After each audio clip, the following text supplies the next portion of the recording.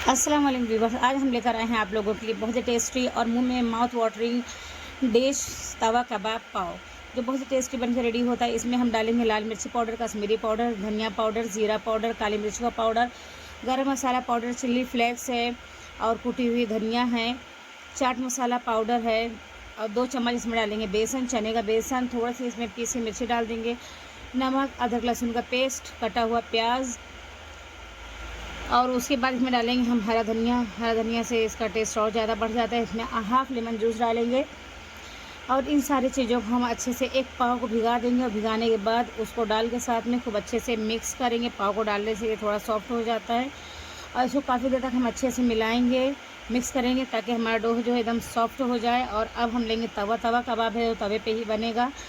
तवे को लेकर उसमें हम डालेंगे ऑयल हमारा ज़्यादा गर्म नहीं होना चाहिए, मीडियम होना चाहिए। और देखिए कबाबों को हमने अपने हिसाब से शेप दे दिया है, आपको जितना बड़ा छोटा रखना है आप उस हिसाब से करिए।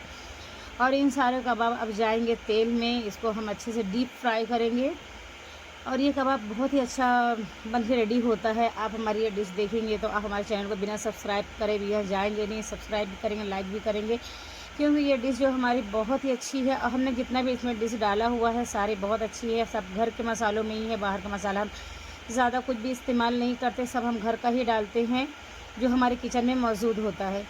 और देखिए हमारा कबाब जो है बहुत ही अच्छा टेस्टी एकदम गोल्डन फ्राई हो गया है। अब हम लेंगे पाव को, उसमें डालेंगे ग्रीन चटनी, इस चटनी की रेसिपी डालेंगे। चटनी बहुत ही टेस्टी है। इसमें हम लेंगे कबाब पाव को कांदे के साथ में सर्व करेंगे, खाएंगे, बहुत ही टेस्टी लगता है। ये एकदम बिल्कुल स्ट्रीट स्टाइल है जो मुंबई में फ़ेमस है कबाब पाव, बिल्कुल वही टेस्ट आता है। अगर आपको ये हमारे कबाब पाव अच्छे लगते हैं तो हमारे चैनल को लाइक कीजिए, शेयर कीजिए और सब्सक्राइब कीजिए। हमारी सारी डिश आपको अच्छी लगती है तो आप प्लीज़ ट्राई कीजिए।